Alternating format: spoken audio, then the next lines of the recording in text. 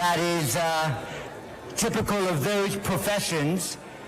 And since many of you here are in the defense and military worlds, I trust that you will now also show the discipline needed to take your seats and allow us to begin within a minute of the starting time of 8:30 this first plenary of the 18th IISS Shangri-La Dialogue. In the celebrated phrase, we have a rich and packed agenda this morning with over half a dozen ministers of defense and foreign policy leaders addressing us before lunchtime. And I think it will be important not only to hear their prepared remarks, but also to ensure that there is a conversation amongst us that helps advance the purposes of this dialogue. So those of you who are in conversation, I hope you will bring those conversations briskly to an end so that we are able to start. And I would like to begin by thanking the Prime Minister of Singapore, Lee Hsien Loong, for a really splendid speech last night at our opening dinner. That keynote address set charismatically the agenda for this 18th Shangri-La Dialogue, and I hope you will agree that the exchange of views from the floor, questions posed and answers given, displayed a frankness and intellectual vigor that is characteristic of this dialogue. His speech is on the IISS website. It's equally very well reported in today's Straits Times. It has a few pages of coverage of the Shangri-La Dialogue, and in particular of yesterday evening's activities. May I remind you that all the speeches and remarks made from this podium are on the record.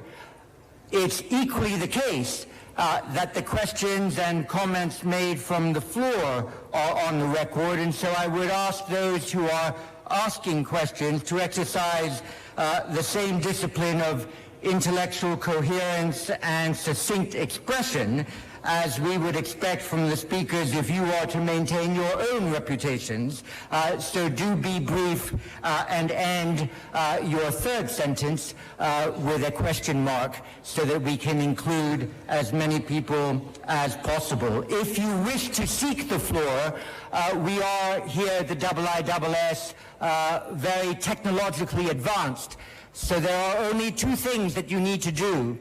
The first is to put your badge in the right slot of the microphone that each of you have in front of you, and if you wish to take the floor, you press the button on the right. That will not mean that your microphone is on.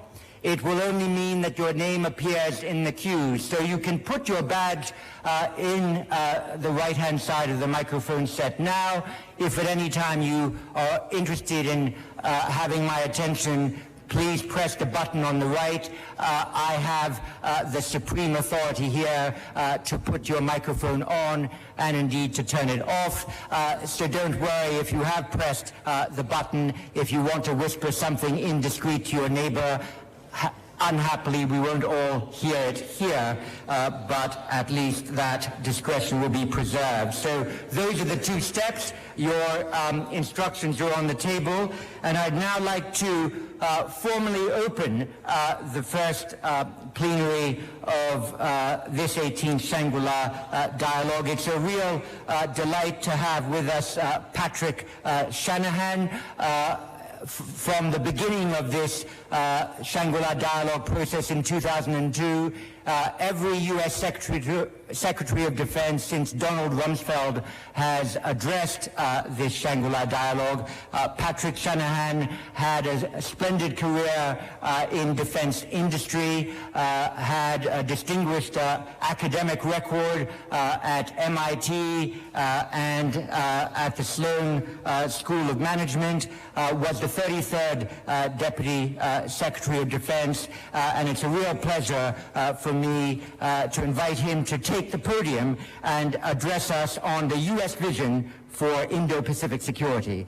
Secretary Shanahan.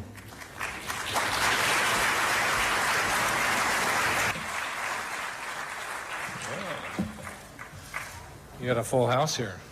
Good, good. Thank you, Dr. Chipman and the IISS team for organizing this conference. I especially want to thank Dr. Ung for our gracious host here in Singapore. It's good to be back. I visited Singapore many times while working in private industry, and I'm honored to join you today as the Acting Secretary of Defense. As Prime Minister Lee said last night, the United States is welcome and has many friends in Asia. This is a real honor, and I would say that the United States has no better friend in Asia than Singapore. On behalf of the President and the Commander-in-Chief Trump and the men and women of the United States Armed Forces, I am here to reaffirm the United States' enduring commitment to the Indo-Pacific region and to the values that keep it secure and prosperous, free and open. The United States has a natural presence here. As Secretary Mattis said from this podium last year, we are a Pacific nation. We are a resident power with deep economic, cultural, and personal connections that inextricably link us with the growth and vitality of the world's most dynamic region. Our shared geography has spurred the integration and linkage of our economies. America's annual two-way trade here is $2.3 trillion. And U.S. foreign direct investment is $1.3 trillion, more than China's, Japan, and South Korea's combined. Our defense ties are similarly strong.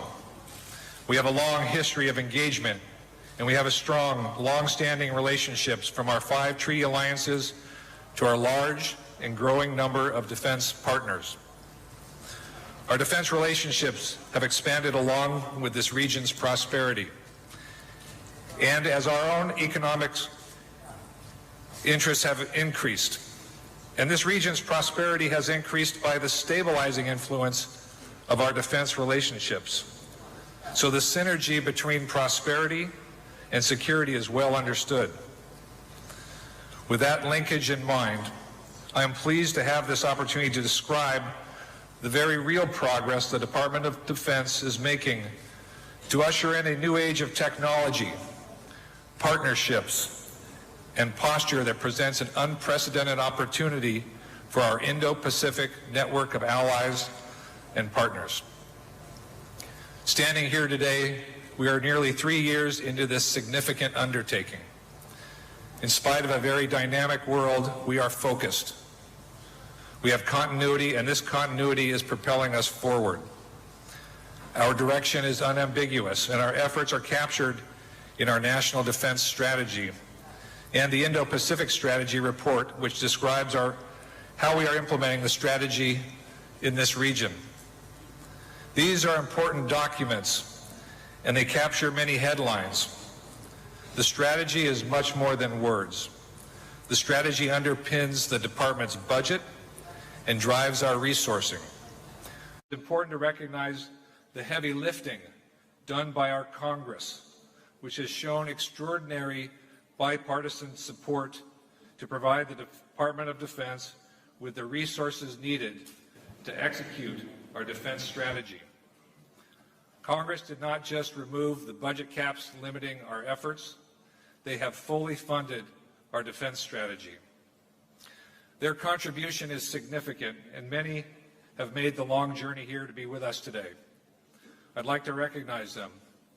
House Armed Services Committee Chairman Smith, Ranking Member Thornberry, Representatives Larson, Norcross and Brown, Senator King, Gardner, Duckworth, and Blackburn. I thank them for their vital support to our national defense strategy, and I can personally speak to their engagement. I truly appreciate all the help. Congress's focus is global and regional, and this region in particular will benefit from their passage of the bipartisan Better Utilization of Investment Leading to Development, or BUILD Act, which President Trump signed into law last October. The BUILD Act establishes a new U.S. International Development Finance Corporation that will prioritize low and middle-income countries. Through it, we will more than double U.S. development finance capacity from $29 billion to $60 billion, helping to unlock the potential of private capital to support high-quality, high-standard, transparent investments to better service infrastructure needs across the region and the world. On the security side, the importance of congressional support to the Department of Defense is hard to overstate. It has enabled us to fully resource our strategy without artificial constraints created by budget pressures. Equally as important, we are aligned across the Department of Defense, the single largest employer in the United States. The more than 3 million men and women of our department are singularly focused and aligned behind this strategy, not just my staff, but also in the services, the Joint Staff and the combatant commands. We are undertaking a significant modernization effort which is underpinned by innovation, experimentation, and new technology that will allow us to combat new threats, to strengthen our alliances and build new partnerships by allowing us to communicate and share at speed. This is a massive effort. The United States is the world's largest economy, and the defense budget is 60% of our discretionary spending. Our government is devoting significant resources to this mission. And our geographic focus, the priority theater of our strategy, is right here in the Indo-Pacific. This represents an enormous opportunity for our allies and partners. The United States is rapidly developing the technologies critical to deterring and defeating the threats of the future. Partners who pursue interoperability with us as part of a regional security network will be able to access much of these technologies and benefit from the compounding effects of U.S. investments and progress. Going forward, we should seek to grow, integrate, and realize these synergies as we build regional security network together that is inclusive and resilient, based on trust, and which upholds a free and open Indo-Pacific. If I can speak personally for a moment, like Secretary Mattis, I grew up in Washington State on the Pacific Coast. My formative experiences over a 30-year career in the Boeing Company were heavily influenced by my work with partners across this region, including Japan, South Korea, China, and Singapore, among others. I learned firsthand the immense value of relationships. That trust is built over time, through actions as well as words. If I can offer an analogy, in the past, I worked on teams that designed and manufactured airplanes and sourced and assembled parts from dozens of nations across this region. Each nation's business arrangement was different. One size did not fit all. It was complex work, and every country in the supply chain made a unique contribution that matched their capability and ambition. No one nation could do it all. But by working together, we created something larger than the sum of the parts.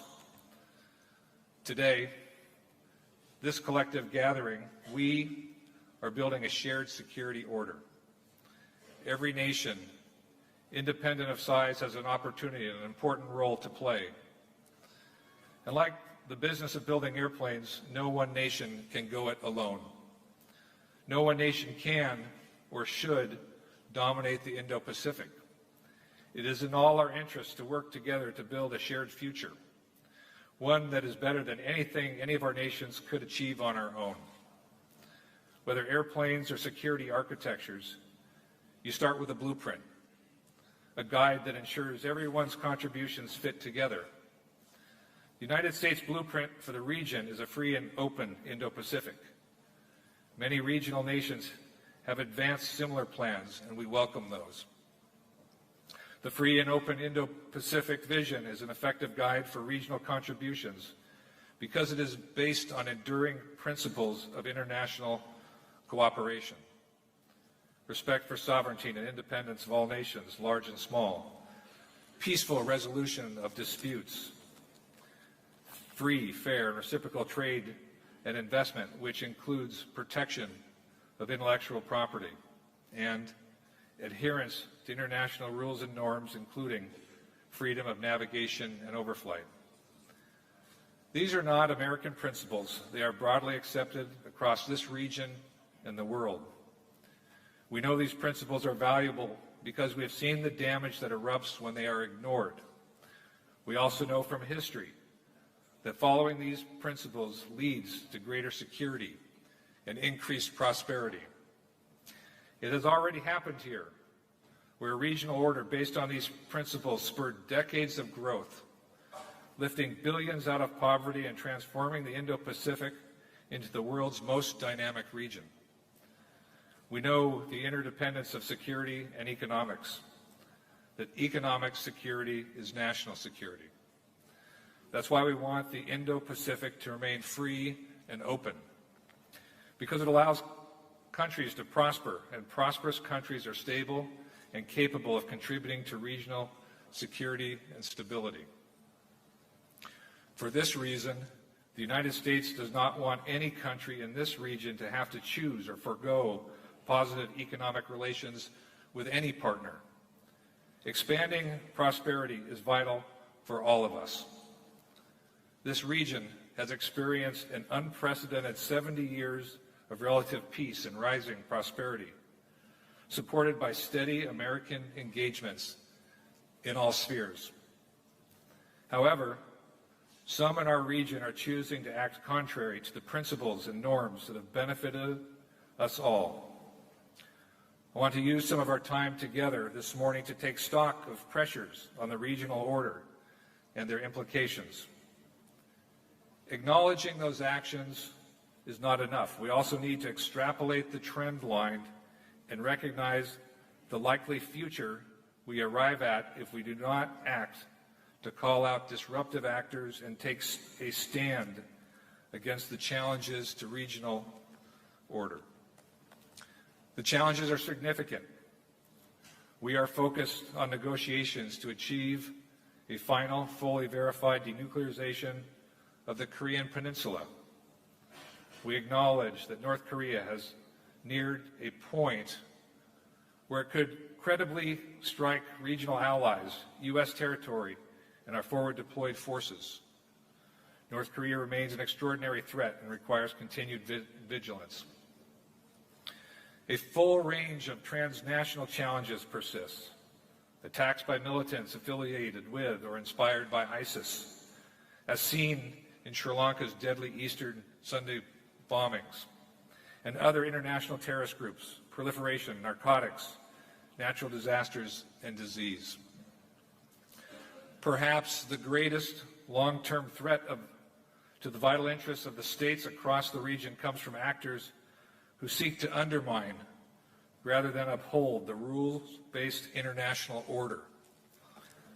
These actors undermine the system by using indirect, incremental actions and rhetorical devices to exploit others economically and diplomatically and coerce them militarily. They destabilize the region, seeking to reorder its vibrant and diverse communities toward their exclusive advantage.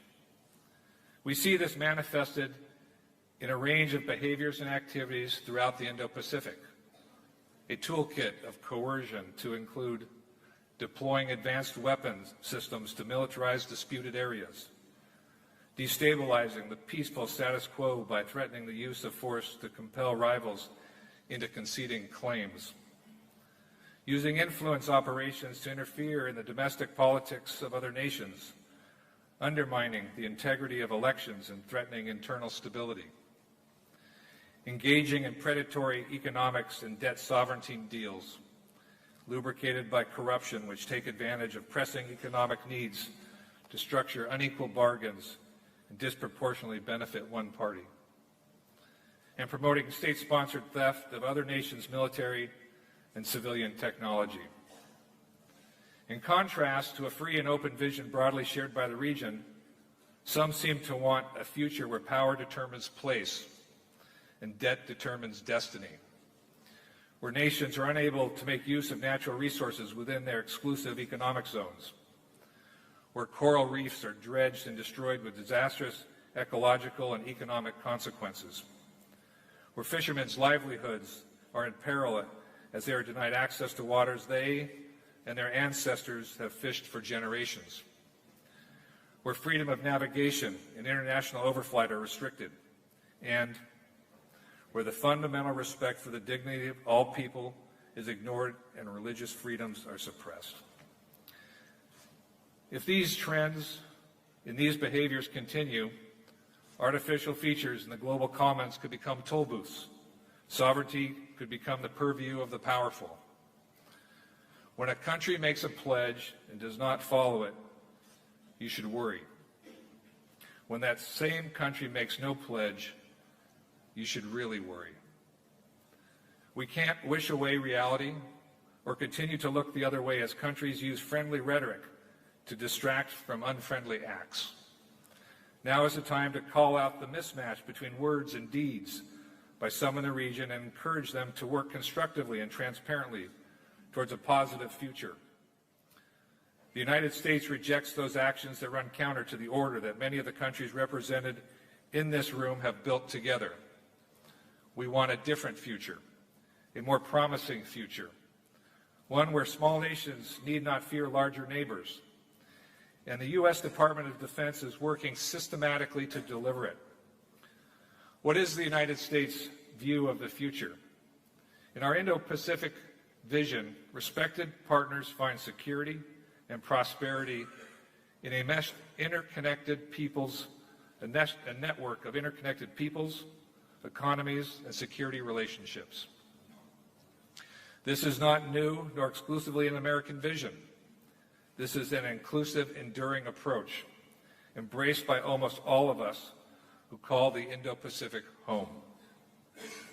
What is the value we create from this interconnected, networked future?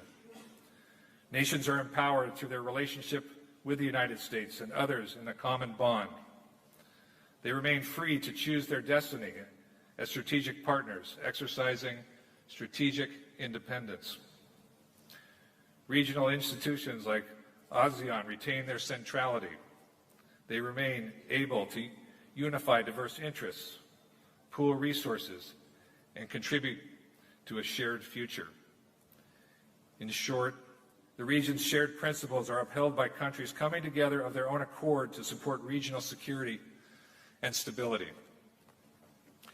This approach is in keeping with America's long history of working together with allies and partners in this region to defend a rules-based order in the Indo-Pacific.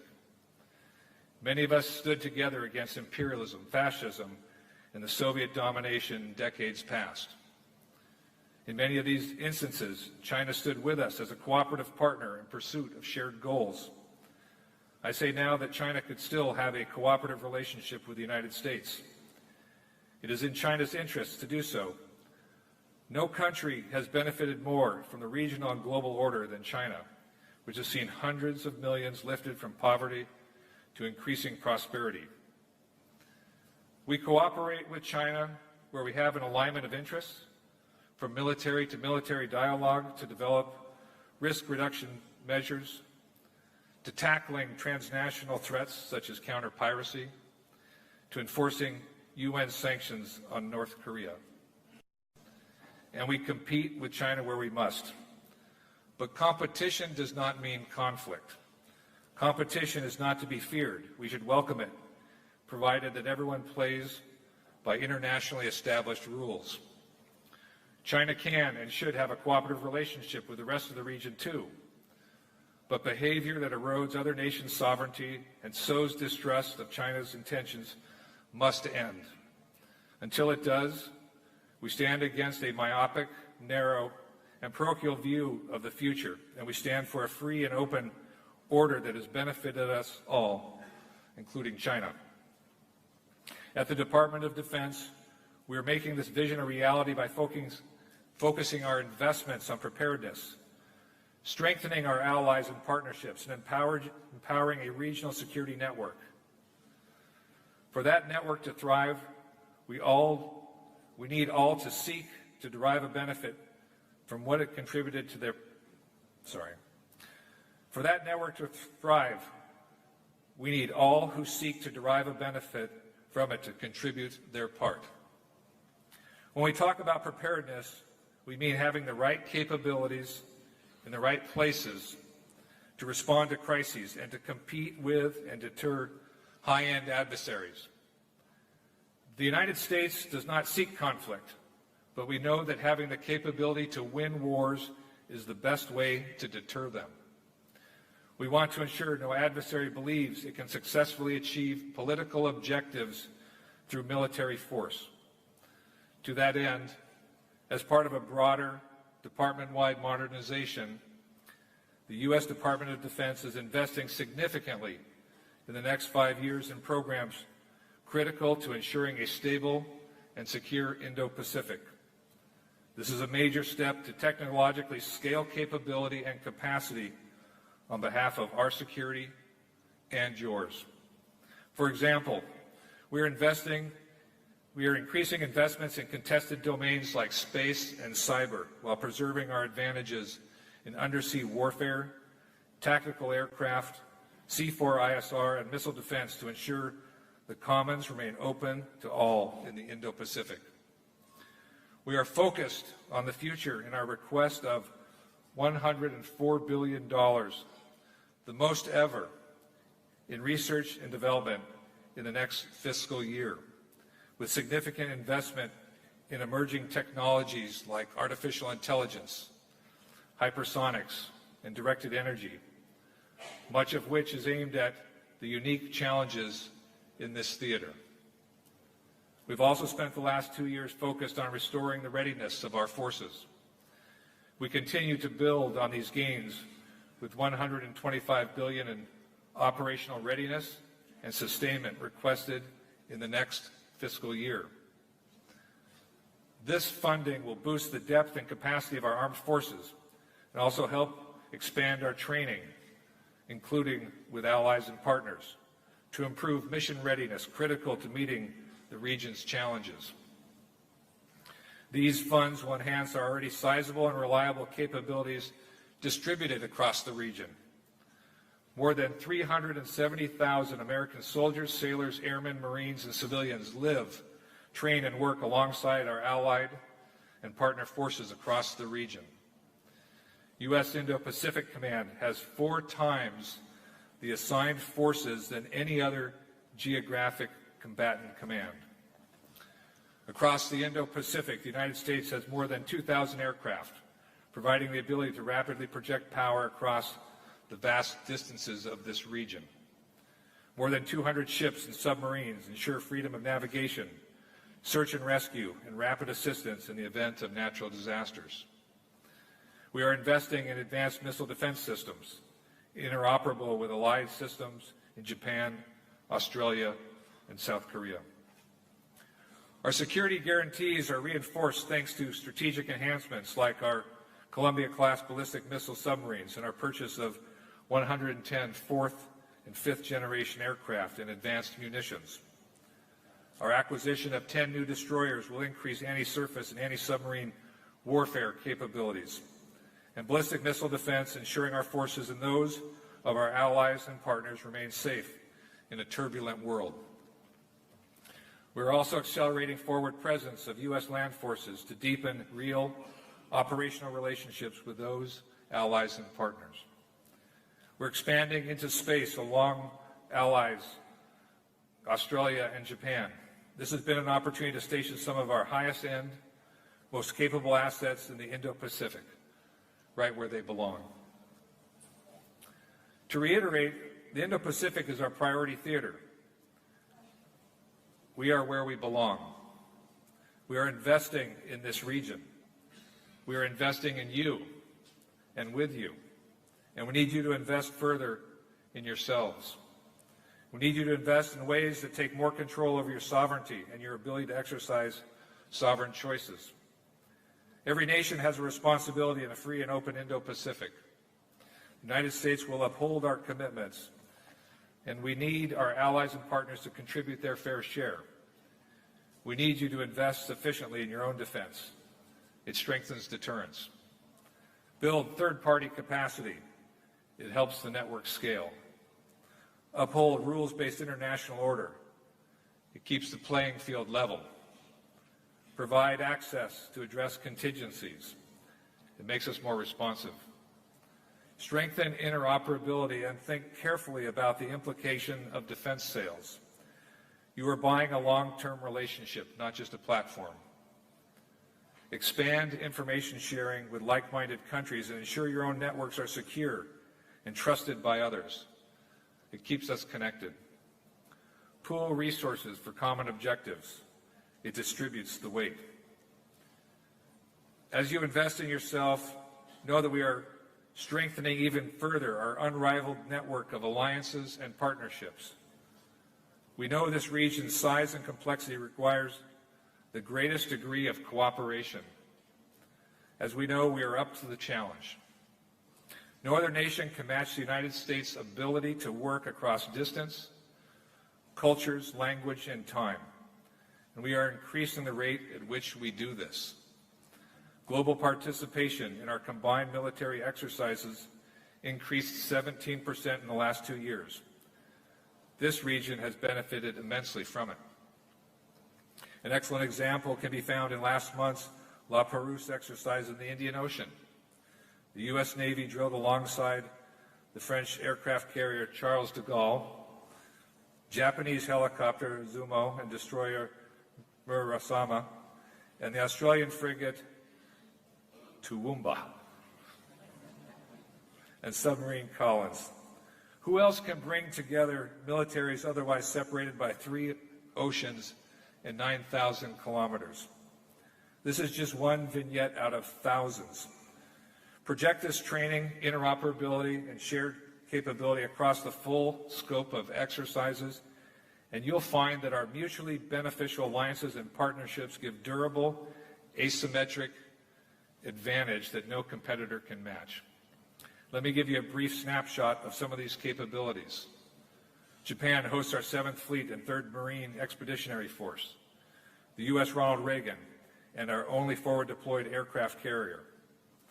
Ballistic missile defense assets, including Aegis destroyers and Patriot units, and more than 54,000 military personnel.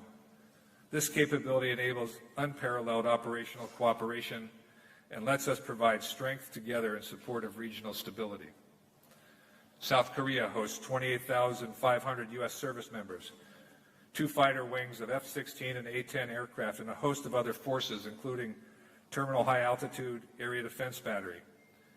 Together, we deter aggression on the Korean Peninsula, support the path to diplomacy to achieve the final, fully verified denuclearization of North Korea, and uphold the international rule of law. With the Philippines, we have 280 bilateral defense activities planned for 2019 alone. Our flagship exercise, Balakatan, this year incorporated 5th-generation F-35 fighters for the first time. We also rotate U.S. troops through the southern Philippines to help allies combat terrorism. With Australia, we are pushing the sophistication of our alliance capabilities through our Enhanced Aircraft Cooperation Initiative and Marine Rotational Forces Darwin. These initiatives enable our alliance to deepen interoperability and expand our cooperative capacity in our home region, just as the alliance has contributed to shared objectives for decades. Thailand continues to host Exercise Cobra Gold, the largest multilateral exercise in the Indo-Pacific, and we are working with Congress following the recent Thai elections to fully return our defense cooperation to the levels appropriate for our longest-standing treaty partner in Asia. Let me briefly highlight some other work we're doing with our committed partners. U.S.-India defense relations have strengthened significantly over the past decade, and now India is a major defense partner. We are increasing the scope, complexity, and frequency of our military engagements to include our first tri-service exercise later this year. The signing of the Communications Compatibility and Security Agreement, or COMCASA, last year was a historic development that enables us to further expand our relationship toward more practical and meaningful areas of cooperation. This includes greater interoperability and information sharing. I visited Indonesia earlier this week and was impressed by the strength of our strategic partnership in the world's third largest democracy. The United States and Indonesia have an active exercise program that includes more than 200 bilateral military engagements annually, and our interoperability is enhanced by common platforms such as the F-16 fighters and Apache attack helicopters. Singapore is a steadfast U.S. partner in Southeast Asia with a strong commitment to promoting regional and global stability. Singapore is our only major security cooperation partner in the region and provides valuable access to U.S. Navy ships and U.S. military aircraft whose presence contributes to security and stability in the region. And we are glad to have Singapore's fighter aircraft train alongside our U.S. Air Force. The U.S. and Mongolia have a comprehensive partnership based on common values and shared strategic interests. Mongolia is a net security exporter, upholding a free and open Indo-Pacific, enforcing U.S. Security Council resolutions to denuclearize North Korea, and contributing to coalition operations in Afghanistan and U.S. peacekeeping operations. I was proud to host my Mongolian counterpart at the Pentagon earlier this year. We continue to meet our obligations under the Taiwan Relations Act to make defense articles and defense services available to Taiwan for self-defense. This support empowers the people of Taiwan to determine their own future. We maintain that any resolution of differences across the Taiwan Strait must occur in the absence of coercion and accord with the will of the people on both sides of the Taiwan Strait. Last week at the Pentagon, I hosted the presidents of Palau, the Federated States of Micronesia, and the Marshall Islands, who also met with President Trump at the White House for substantive discussions on furthering our unique relations. I appreciate the important role the freely associated states play in enforcing sanctions against North Korea, upholding a free and open Indo-Pacific, and enabling U.S. regional presence. So, for our trilateral relationships with Australia, Japan, and South Korea, to our work with Thailand co-organizing the ASEAN-U.S. maritime exercise scheduled for this September, we are building an interconnected Indo-Pacific. And while America works with allies within the region, we also leverage global alliances on behalf of the Indo-Pacific security. We welcome leadership from France, Canada, and the United Kingdom on asserting navigational rights and upholding the international rule of law. We also thank Germany and Spain for helping to enforce UN Security Council resolutions on North Korea. All this brings us together. We are building a cooperative regional security network that supports common goals. Whether maritime security, counterterrorism, counterproliferation, you name it, across shared domains and in defense of shared principles. This is what we're doing now, effectively working together to advance our mutual interests, deter conflict, and support the stability that generates economic growth. Our defense relationships are already strong, and there could be a tendency to focus on incremental improvements to our existing cooperation. But I challenge us to look beyond the present and envision the possibilities of the future. we can and will do so much more. The new age of threats and technologies needed to meet them will allow for improved partnerships whose potential is beyond imagination. Now, we need to be pragmatic. Partnerships require trust to effectively solve problems together. Disagreements are okay and welcomed. The strength of our partnership is our ability to solve problems, not merely identify them. And we will resolve them in an inclusive, transparent fashion based on agreed upon rules. We will be successful. We are focused on the right priorities. We are postured for success. In my 30 years working with partners in the region, I've seen this region come together to solve tough problems. We can find solutions if we are truly committed to seeing a task through. It is said that grit is the ability to do something difficult for a prolonged period of time. We have grit. We've been working on this for 70 years. Our responsibility is to make this region more secure and prosperous for future generations. They expect, and we owe them, the same free and open Indo-Pacific that we have built and benefited from over the past 70 years. Thank you.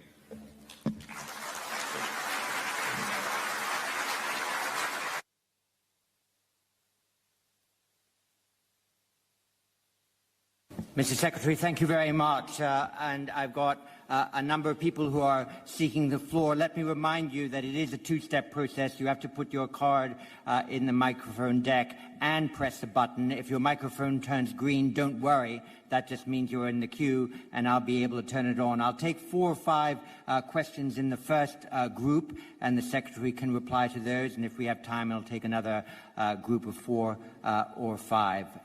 The first on which I will call is Lynn Kwok.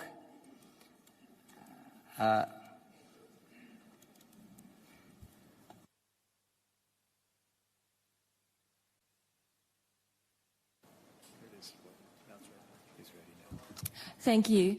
Thank you for permitting me this question, Dr. Chipman, and thank you, Mr. Secretary. Now, the U.S. has voiced repeated concerns about the Belt and Road Initiative. China launched the initiative 6 years ago in 2013. Since then, it's held 2 Belt and Road forums attended by heads of states, the second just taking place two months ago. It's also signed numerous agreements with countries and begun, and in some cases, finished Belt and Road projects. In response, the United States has passed the BUILD Act that took place late last year, but it's not clear that any sums under it have actually been appropriated. And the trilateral agreement on development finance collaboration with Japan and Australia has also not, to my knowledge, yielded any fruit. If economics is security, do you think that it might be too little, too late, too soon for giving the region options and for protecting U.S. interests in the region? Thank you. Thank you. I'll take a few, and then you can take them in a group. So,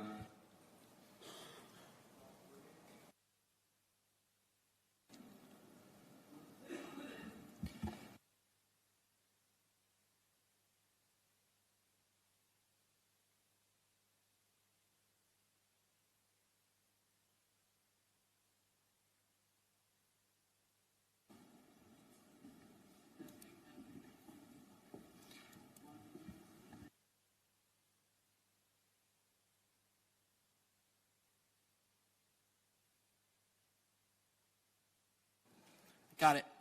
Thank you. Josh Rogan, Washington Post. Mr. Secretary, thank you so much for your time today, and thank you for your service. Like many in this room, I've been coming to this conference for many years. Each year and every year, the U.S. Defense Secretary delivers a very similar speech, essentially saying the U.S. is an enduring presence in the region, and here's our strategy to make it so.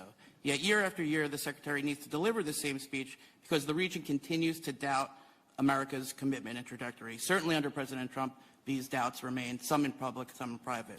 My question is, why do you think that's the case, and why do you think this latest iteration of the Indo-Pacific strategy that you're rolling out today can address these concerns once and for all? Thank you. Yeah, hi, Josh. What do y'all think of Josh's question? I think it's a good question. Thank you. I try.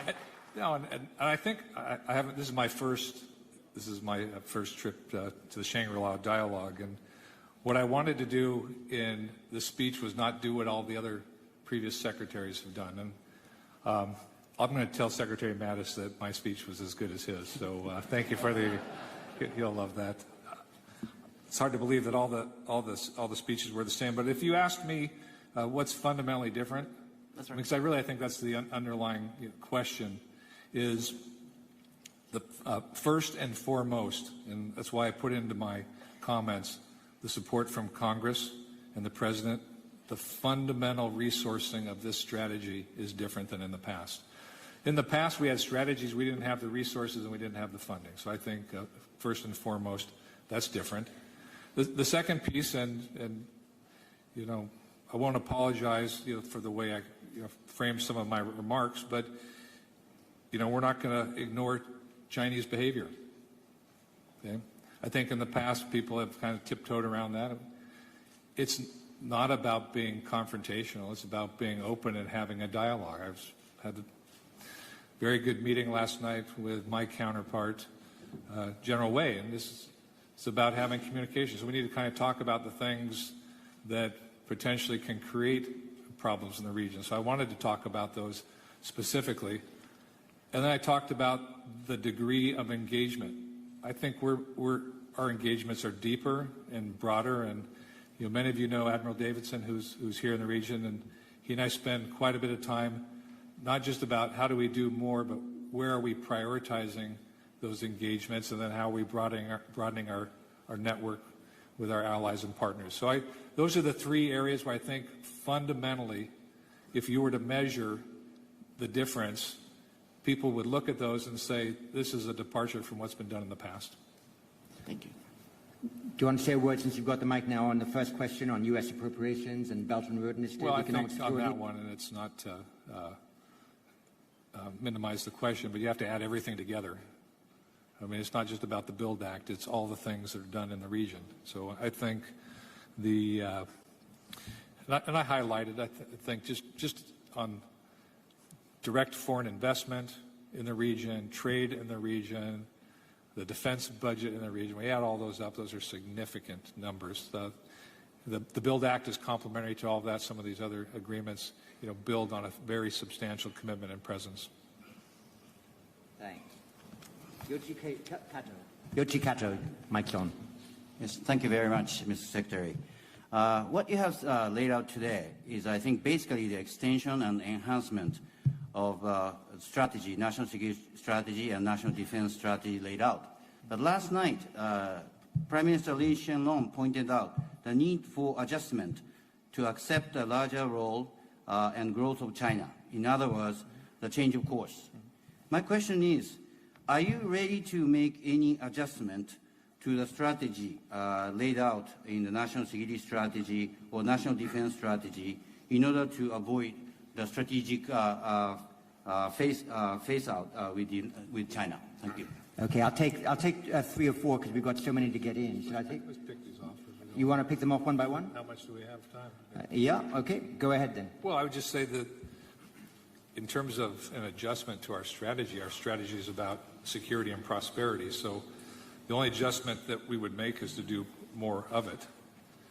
In the National Defense Strategy, it talks very importantly about having a relationship on a military-to-military basis with China. My discussions with my counterpart and then more broadly are how do we enhance cooperation. My focus is to identify those areas where we can have ongoing dialogue. But it's more than dialogue. How do we work together? The intent is avoid a misunderstanding, avoid miscalculation. So strategies are built to, the underlying principle behind strategies are to make choices around critical resources. We've made those choices. We'll invest in those resources and commit to those timelines, but things are flexible. It's a dynamic world. This is excellent. So we've got another dozen or so people, but I think we've got a good back and forth going. We'll take at least 6 or 7 more. Gordon Flake. Thank you, Mr. Secretary. You emphasized your desire to have other countries in the region take more responsibility for the security of the region, both budgetarily and in terms of working together. What would you like to see other countries in the region do more of vis-a-vis North Korea? There seems to be an undiminished threat in terms of its nuclear weapons, in terms of its missiles and long-range missiles, and yet we don't hear an awful lot outside of Northeast Asia as to what you'd like to see the region more broadly do more of. I think the first and foremost is enforcement of the UN security resolution. I'd really shift the question more towards where do we really want to see increased investment activity and cooperation. I would say it's in counterterrorism. I think there's significant work that we have to do there. And then, just as importantly, maritime domain awareness. And, you know, when I think about the initiatives that we have put in place, how we intend to conduct exercises, the integration of our activity, those are really two critical areas that are vital to our collective future and the security architecture. Yes, Mr. Secretary, you used the word trust several times during your speech, but you used it in a manner a bit different from Prime Minister Lee Hsien-loong yesterday. You were alluding to trust between partners, and he was alluding to the lack of trust as being at the heart of the China-US standoff, a face-off. And my question is the following. What is it that the US, if anything, can do for its part to build or rebuild trust with China? Or is it all up to China, and is lack of trust now so far gone that it is only about defense and deterrence? Is it that bad? I think we're at a different meeting. I didn't think it was that bad. I haven't. Is there a face-off? You know, I'll pick up the newspaper and it talks about a trade war. I haven't seen a trade war. There are trade negotiations that are ongoing. We're building relations with the Chinese military. So I'd be hesitant to talk about a face-off. There's always the risk of a face-off. I mean, I think that negotiations are always difficult. You have two large countries that will eventually resolve these issues. That's how these things work out. It's always difficult as you work through them. Trust is built over time, and that's what I referenced in my speech. And I shared this with General Wei last night. I gave him this beautiful book. It was his book, and it was about ship-to-ship transfers of oil in the area near China. So this is an area where you and I can cooperate. Trust is built by working on projects and being shoulder to shoulder. It isn't done by conferences or by policies or by speeches. And you need to find areas in which we can grow. That's our strategy in the National Defense Strategy, and I'm very confident that maybe I'll say it this way. Part of trust building is also to recognize where we have differences and where we have disagreements. And so there are a number of them. I don't like when intellectual property is stolen. We have real issues with intellectual property theft, cyber attacks. There's a host of issues that we have to address. I mean, I think the discussion from last night on 5G is a very good example of where we have to understand how to build and develop trust. You know, when we're in the Department of Defense and we think about investing in a new, computer network or how to address that telecommunications growth over time, and we look to a company like Huawei. Huawei is too close to the government. The integration of civilian businesses with the military is too close. You have China has national policies and laws where data is required to be shared. So when I look at that situation, that's too much risk for the department. we can't trust that those networks are going to be protected. Now, should that be an area that we sit down and have serious debates over, or should we put up walls? I'm an engineer. I like to solve problems. So, when we look at the United States or the Department of Defense, we're going to find areas where we have disagreements, and then we're going to work constructively on them. Freedom of navigation is another good example, right? So, I'm confident that we'll solve problems. It's done through cooperation first, but you can't ignore some of these serious issues that exist in this region. An Ho Young, your mic is on. Thank you, Dr. Chipman. My name is Ho Young-an. I'm president of University of North Korean Studies in Seoul. I wish to make 3 quick points. My first point is a welcome, and then welcome goes to Secretary of Defense, Mr. Shanahan. I used to be South Korea's ambassador to Washington, D.C. during the time of President Obama as well as during the time of President Trump. So you would understand it is with a special warmth that I'm extending to you as Secretary of Defense. I wish you best in this important and challenging time. My second point is an invitation. And the invitation is about North Korean nuclear issue. And this is one issue which has been extensively covered in this very solid speech by Secretary Shanahan. And between Shangri-La Dialogue of last year and this dialogue, then there have been no less than 2 meetings between President Trump and Chairman Kim Jong-un of North Korea. Before the second meeting, which was held in Hanoi, then there was much discussion about if we were going to have a big deal or a small deal.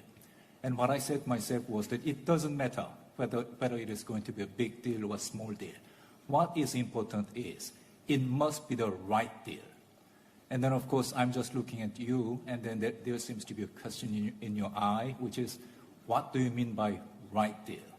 And then I cannot spend too much time on it, but at the same time, that's the reason why my second point is an invitation. My invitation is out there. Anyone who would be interested in discussing this issue, please come and then share your views with me. My third and last point, there is publicity for my university. As I said, my university is University of North Korean Studies, and as the name stands, it's a premier institution on the research and education of any and all issues related with North Korea. Thank you. We've got that invitation, but I think the Secretary wants to talk to you about the right policy, so I'll hand over to the Secretary now. Thank you, Dr. Chipman. On the policy side there, my role in the Department of Defense is to be ready in the event diplomacy fails. My role in the Department of Defense is to enforce sanctions. And working with my counterparts in the Republic of Korea and Japan, we have the appropriate readiness, but we have full confidence in the ability to negotiate a fully denuclearized Korean peninsula. Bonnie Glaser. Thank you, Dr. Chipman and Secretary Shanahan. The other day, General Dunford said that U.S.-China military relations is not where it needs to be, and that military communication must be improved. And you have also referred to that today. And I wonder if you can elaborate on where this military communication has to be improved. Is the agreement that we have with China on securing safety in the air and at sea, is that working effectively? What are the things that we need to do in order to reassure the region that there won't be an unwanted conflict in their backyard? Obviously, you too recognize that they have that concern, as you noted in your prepared remarks, that competition does not mean conflict. So what is it that we need to do to strengthen military communication with China in order to prevent an accident or unwanted conflict? I'm a big proponent of repetition, so lots of repetition. And the reason I put the book together for General Wei, it's a good opportunity for us to start to use that communication channel. And there are other venues and forums. And the discussion that we had is that leadership casts a long shadow, and we must show our teams how to do the frequent communication so that we can not just prevent incidents, but identify these opportunities where we can have cooperation. I think what General Dunford is speaking to, and it's the same view that I have, is there's lots of opportunity in the region, but if you're not communicating, you're missing out on opportunity. We want to pursue the upside and avoid the downside risk of misunderstanding and miscalculation. Good? Can I take two more? How about one more? All right. What do you? Let's do an informal poll. I've got 28 people on my list, so I'll take two more. Well, you can take a collection. Okay. I'll take a couple and see what we get from that. Right. First, from China, Major General Zhu Hu. Yeah. Okay. Major General, your microphone is on. Yeah. Thank you, Chairman. Yeah. I'm Major General Xu Hui, the Commandant of the International College of Defense Studies, National Defense University, China. Now, Mr. Secretary, all we know, you worked many decades for Boeing, which enjoys very good relationship with China as a partner. Recently, China-U.S. relations looks not as good as it should be. Now, as the Secretary of Defense, how would you like to use your personal experiences accumulated in Boeing in improving this most important relationship in the world for a shared future of human destiny? Thank you. Oh, that was a good question. Right? I think my experience from working at Boeing really carries over because China was our biggest customer and biggest competitor.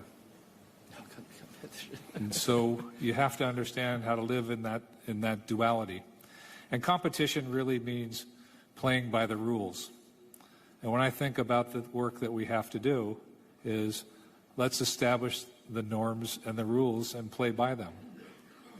You know, we're not talking about how do you make the world fair, because it's impossible to do that. It's let's be consistent and let's work to norms and rules. We have that opportunity. But we have to be able to communicate and cooperate.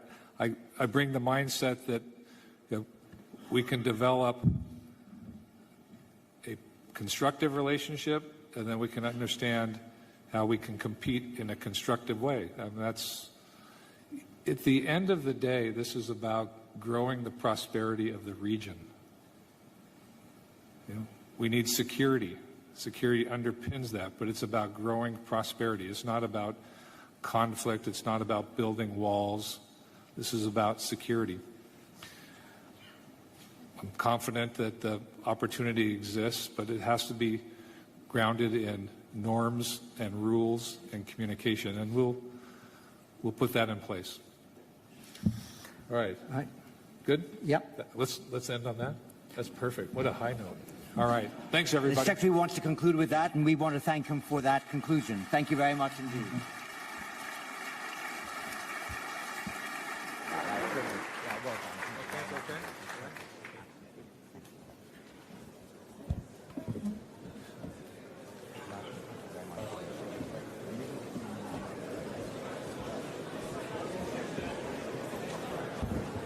Ladies and gentlemen, let me just remind you that we're moving straight to the next plenary.